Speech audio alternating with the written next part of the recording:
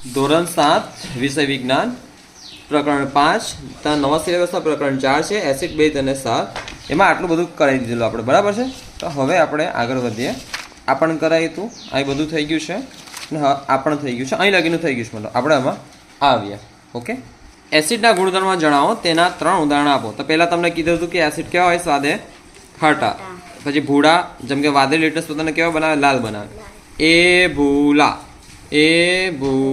Acid ભીના ભૂરા litmus પત્રને લાલ બનાવે છે તે બેઝ સાથે રાસાયણિક પ્રક્રિયા કરીને ક્ષાર અને પાણી બનાવે છે તો આપણે પાછળ દેખી ગયા હતા કે એસિડ વત્તા બેઝ શું મળે છે ક્ષાર વત્તા પાણી એસિડ વત્તા બેઝ ક્ષાર વત્તા પાણી એસિડ વત્તા બેઝ ક્ષાર વત્તા પાણી હાઇડ્રોક્લોરિક એસિડ વત્તા sodium hydroxide sodium chloride plus પાણી ઓકે આપે છે ક્ષાર વત્તા પાણી શું બનાવે છે બેઝ સાથે પ્રક્રિયા કરીને એસિડ બેઝ સાથે પ્રક્રિયા કરીને ક્ષાર અને પાણી બનાવે છે એસિડના ઉદાહરણ ખાસ યાદ રાખવાના છે ખાસ એટલે ખાસ હાઇડ્રોક્લોરિક એસિડ જેને HCl કહેવાય સલ્ફ્યુરિક એસિડ જેને H2SO4 કહેવાય H2SO4 આ તમને મેં ગઈકાલે જ કીધું હતું લીંબુના રસમાં કયો એસિડ હોય છે લીંબુના રસમાં કયો એસિડ હોય છે લીંબુના રસમાં જાણ લાવજો ગઈકાલે ભણાવી હતું તેમાં દેખી લેજો તેમાં જ હશે ઓકે ચાલો સાઇટ્રિક એસિડ કયો એસિડ સાઇટ્રિક એસિડ લખાય આવી જ ને સાઇટ્રિક સી આવે બરાબર કાઇટ્રિક ના વાંચતા સાઇટ્રિક વાંચો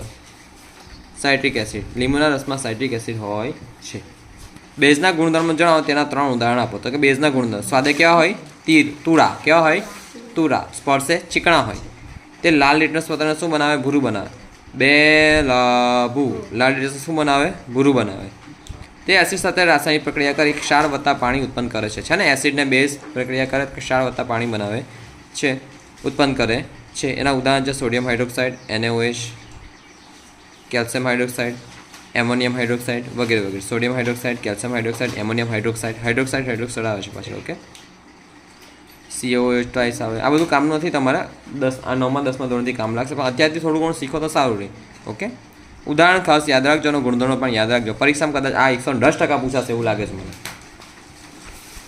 લિટમસ વિશે ટૂંકમાં સમજાવો તો કુદરતી સૂચક તરીકે લિટમસનો ઉપયોગ વધુ થાય છે લાઇકેનમાંથી નિષ્કર્ષણ કરીને લિટમસ મેળવવામાં આવે છે લાઇકેન શું છે તો લાઇકેન નામની વનસ્પતિમાંથી મતલબ લાઇકેન નામની જે પણ હોય બરાબર છે તો તેમાંથી નિષ્કર્ષણ કરી તેમાં પ્રયોગ કરીને શું બનાવવામાં આવે છે લિટમસ મેળવવામાં આવે છે અને નિસ્યંદિત પાણીમાં બનાવેલ નિસ્યંદિત પાણીમાંથી બનાવેલ લિટમસનું દ્રાવણ જાંબલી રંગનું હોય છે કેવા રંગનું હોય છે જાંબલી તે એસિડ સાથે લાલ રંગ મતલબ આ લિટમસનું દ્રાવણ ખરું આ લિટમસનું દ્રાવણ તે એસિડ સાથે લાલ રંગને બેઝ સાથે કયો રંગ આપે છે ભૂરો રંગ આપે છે લિટમસના દ્રાવણને ફિલ્ટર પેપર કે 60 ચૂસ કાગળ પર લગાડીને સૂકવીને લિટમસ પત્ર મેળવવામાં આવે છે અને લિટમસ પત્ર 2 પ્રકારે મળે છે 2 પ્રકારે ભૂરું લિટમસ પત્ર લાલ લિટમસ પત્ર એ ભૂલા તો ભૂરા લિટમસ પત્ર શું બનાવે લાલ ભૂ તો લાલ લિટમસ પત્રને બેઝ શું બનાવે ભૂરું શું બનાવે ભૂરું બેઝ લાલ લિટમસ પત્ર ભૂરો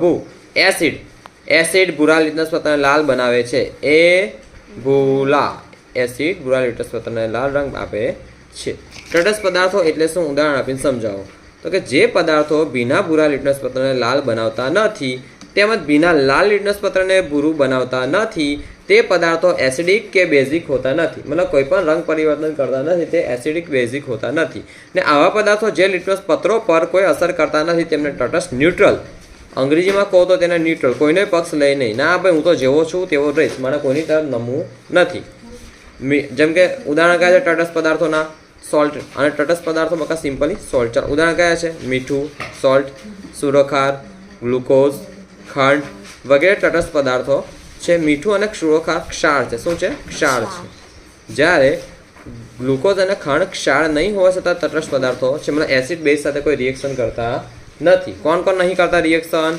મીઠું સુરોખાર ગ્લુકોઝ ખાંડ વગેરે વગેરે બધા જ ક્ષાર લિટમસ પત્ર પ્રત્યે તટસ્થ હોતા નથી સમજાવો તો કે ધોવાનો સોડા અને ખાવાનો સોડા ક્ષાર છે તેઓ પ્રબળ બેઝ અને નિર્બળ એસિડના તટસ્થીકરણથી બનેલા ક્ષાર હોવાથી તેમનામાં બેઝનો ગુણધર્મ રહેલો છે આ પ્રબળ બેઝ શું છે નિર્બળ એસિડ શું છે પ્રબળ મતલબ મજબૂત સ્ટ્રોંગ કેવું સ્ટ્રોંગ નિર્બળ મતલબ વીક એટલું બધું સ્ટ્રોંગ ના હોય હા ના તટસ્થીકરણથી બનેલા ક્ષાર હોવાથી તેમનો બેઝનો ગુણધર્મ રહેલો છે કેમ બેઝનો ગુણધર્મ રહેલો કેમ કે આમાં મજબૂત શું છે બેઝ. સ્ટ્રોંગ શું છે? પ્રબળ શું છે? બેઝ. જ્યારે વીક શું છે? એસિડ. વીક શું છે? નિર્બળ. એસિડ શું છે? નિર્બળ છે ને. નિર્બળ એટલે વીક, સ્ટ્રોંગ મતલબ પ્રબળ. તો આ બંનેના તટસ્થીકરણ મતલબ બંનેની પ્રક્રિયાથી પ્રબળ એસિડ વત્તા નિર્બળ એસિડ, તો તેમાંથી ક્ષાર વત્તા પાણી બને એટલે આપણે દેખી ગયા, બરાબર ને, ક્ષાર વત્તા પાણી. પણ તે ક્ષારમાં કોના ગુણધર્મ રહે છે? બેઝના. કેમ તો મજબૂત શું છે? સ્ટ્રોંગ શું છે? બેઝ. આથી તેઓ લાલ લિટમસ પત્રને શું બનાવે છે? ભૂરું બનાવે છે. બે લાભુ બેઝ લાલ લિટમસ પત્રને ભૂરું બનાવે છે. આમ તેઓ લિટમસ પત્ર પ્રત્યે તટસ્થ નથી. તેથી કહી શકાય કે બધા ક્ષાર લિટમસ પત્ર પ્રત્યે તટસ્થ હોતા નથી. અને એમાંનો કયા કયા ક્ષાર છે? ધોવાનો ક્ષાર અને ખાવાનો સોડા. બધા ક્ષાર લિટમસ પત્ર પ્રત્યે તટસ્થ હોતા નથી. સમજાવો. ઓકે, આ દેખી ગયો. અત્યારે આપણે આપેલું દ્રાવણ એસિડ છે કે બેઝ તે કઈ રીતે જાણી શકાય છે? તો કે જે દ્રાવણ ભૂરા લિટમસ પત્રને લાલ બનાવે અને લાલ લિટમસ પત્ર પર કઈ જ અસર ન કરે તે દ્રાવણ એસિડ કહેવાય. એ ભૂલા એસિડ ભૂરા લિટમસ પત્રને લાલ બનાવે છે. બે લાભુ બેઝ ભીના ભૂરા લિટમસ પત્રને ભીના લાલ લિટમસ પત્રને શું બનાવે છે?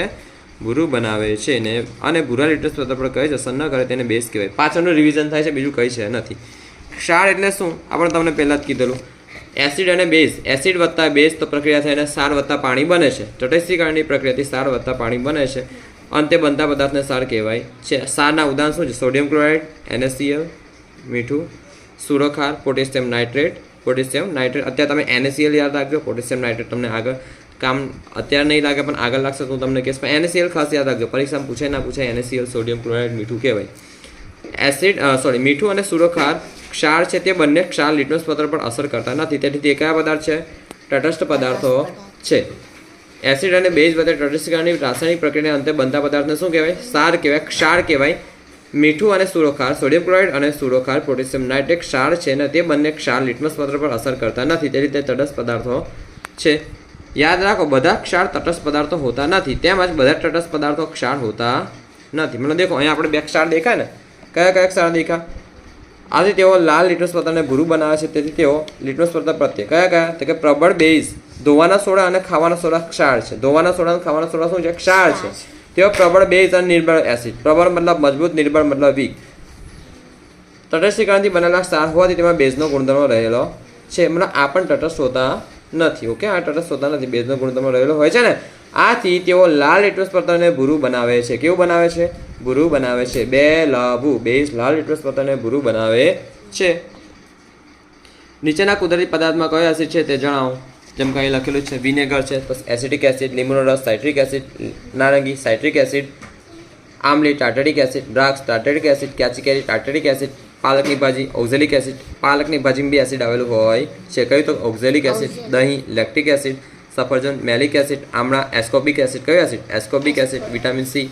ફરીથી વિનેગર, બોલો વિનેગર, એસિટિક એસિડ, લીંબુનો રસ, સાઇટ્રિક એસિડ, નારંગીનો રસ, સાઇટ્રિક એસિડ, આમલી ટાર્ટરિક એસિડ, દ્રાક્ષ ટાર્ટરિક એસિડ, કાચી કેરી ટાર્ટરિક એસિડ. કયું એસિડ? Tartaric acid. પાલકની ભાજી એક ઓક્ઝેલિક એસિડ. દહીં લેક્ટિક એસિડ. સફરજન મેલિક એસિડ. આમળા એસ્કોર્બિક એસિડ.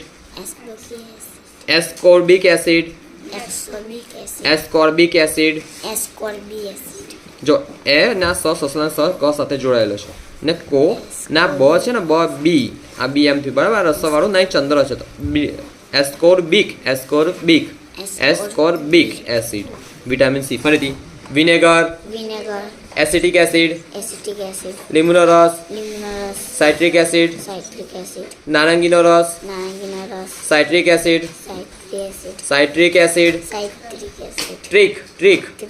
સાઇટ્રિક એસિડ, આમલી ટાર્ટરિક એસિડ, દ્રાક્ષ ટાર્ટરિક એસિડ, કાચી કેરી ટાર્ટરિક એસિડ, પાલકની ભાજી ઓક્ઝેલિક એસિડ, દહીં લેક્ટિક એસિડ, સફરજન મેલિક એસિડ, આમળા ascorbic acid, ascorbic vitamin C, C. Vitamin C.